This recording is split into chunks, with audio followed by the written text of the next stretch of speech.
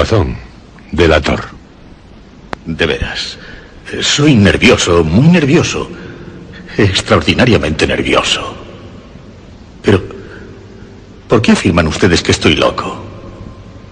El mal ha agudizado mis sentidos. No los ha destruido ni los ha entorpecido. Mi oído es el más agudo de todos. He escuchado todas las cosas del cielo y de la tierra, y bastantes del infierno. ¿Cómo entonces puedo estar loco?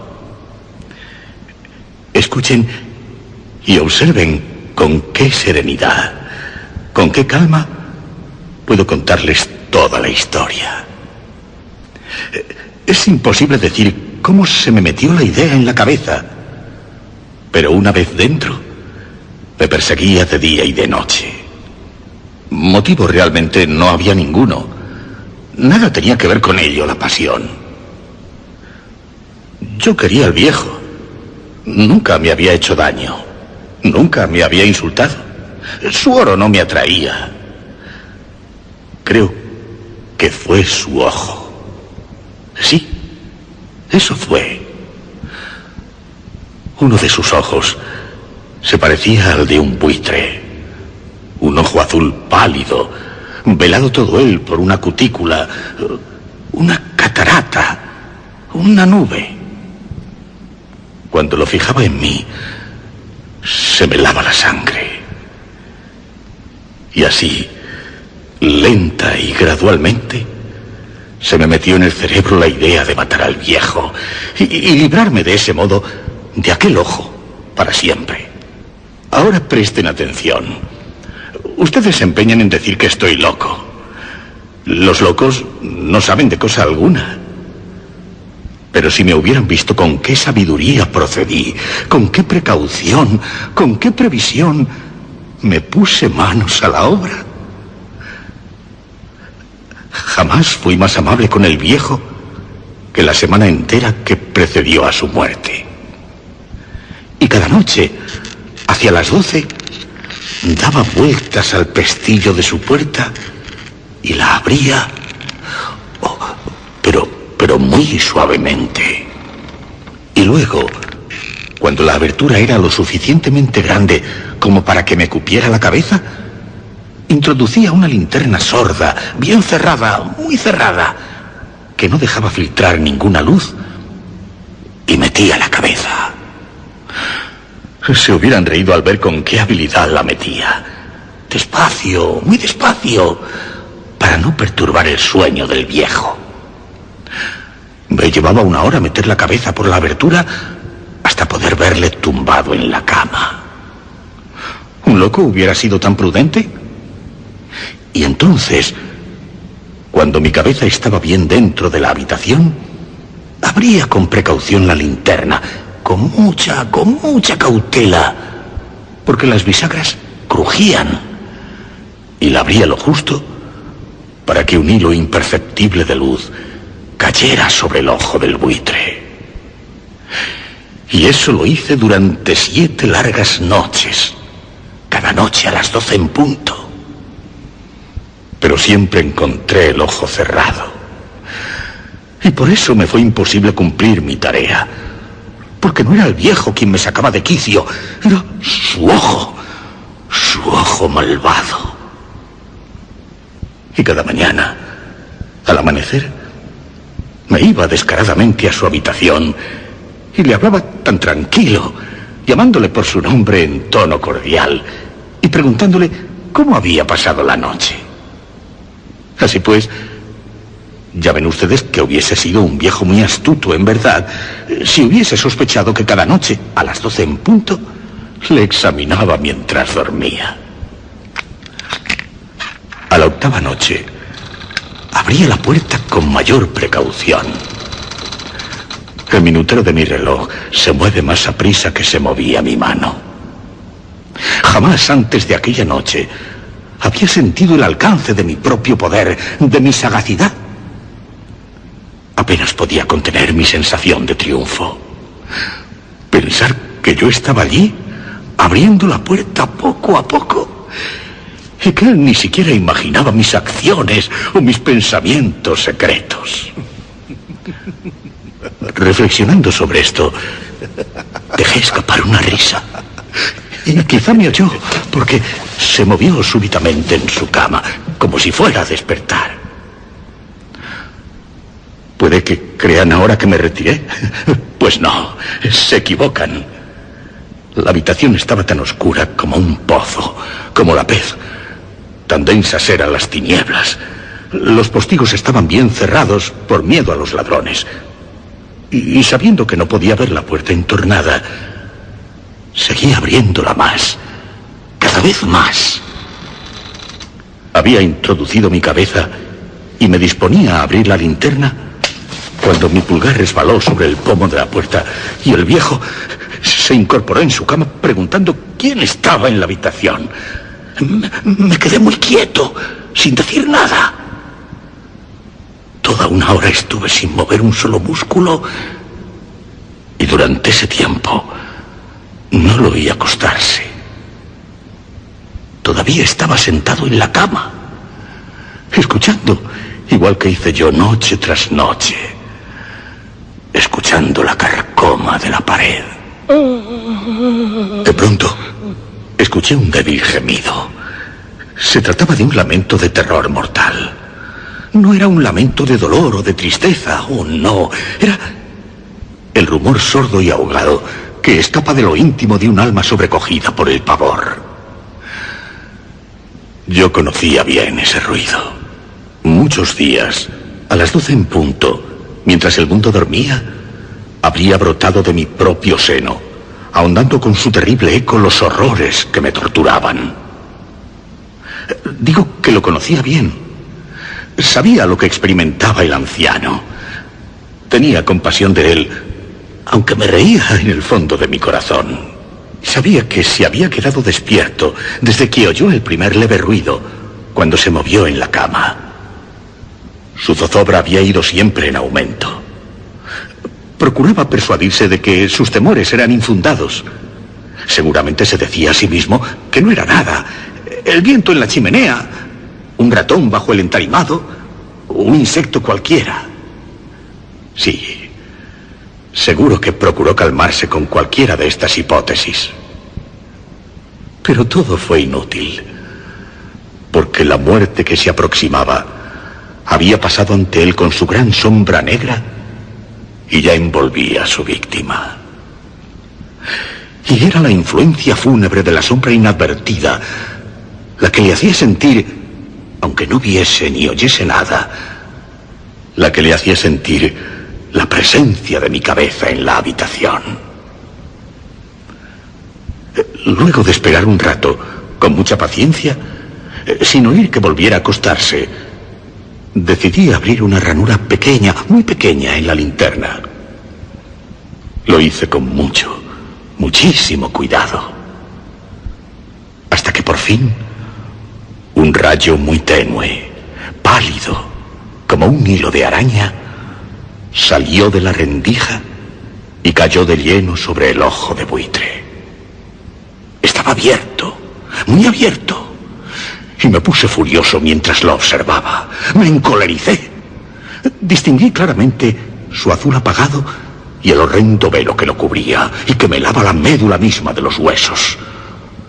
Pero no podía ver nada del resto del rostro del viejo, porque, como por instinto, había dirigido el rayo únicamente al maldito ojo. Les he dicho que lo que pasa por ser locura no es sino hipersensibilidad.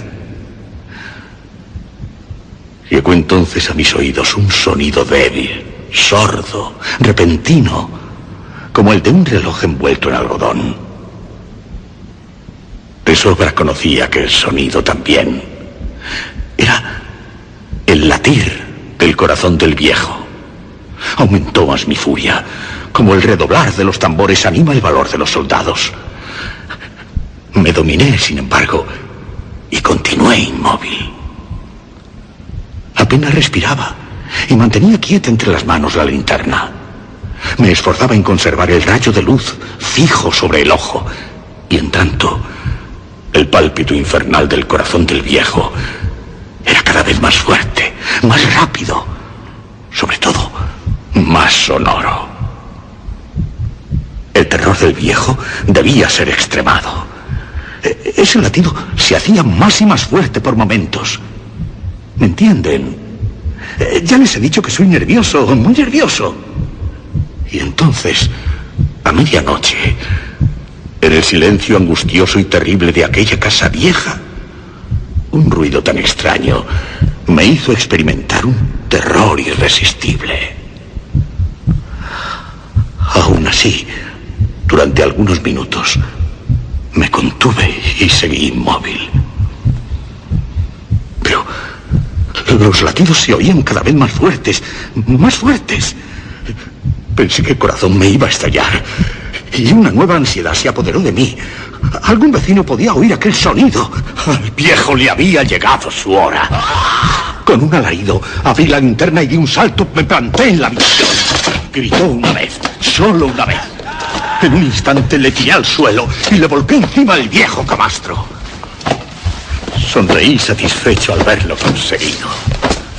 Durante algunos minutos, sin embargo, el corazón latió con un sonido ahogado. A pesar de todo, ya no me atormentaba. No podía oírse nada a través de las paredes. Y por fin cesó. El viejo estaba muerto. Retiré la cama y examiné el cadáver. Sí, estaba muerto, completamente muerto. Le puse la mano en el corazón y allí la mantuve algunos minutos. Ninguna pulsación. No latía. Completamente muerto. Aquel ojo no volvería a angustiarme, a perturbarme, a atormentarme. Si siguen creyendo que estoy loco, esa creencia se desvanecerá cuando les describa las prudentes precauciones que empleé para disimular el cadáver. Avanzaba la noche y yo trabajaba activa, vivamente, en silencio. Corté la cabeza, luego los brazos, las piernas, lo desmembré por completo. Enseguida arranqué 3 tablas del entarimado y lo coloqué bajo el piso de madera. Después volví a poner las tablas con tanta habilidad y destreza que ningún ojo humano, ni siquiera el del propio viejo, hubiese podido descubrir allí nada alarmante. No había nada que lavar, ni una mancha, ni una sola mancha de sangre. No se me escapó detalle alguno. En un barreño grande me había cabido todo.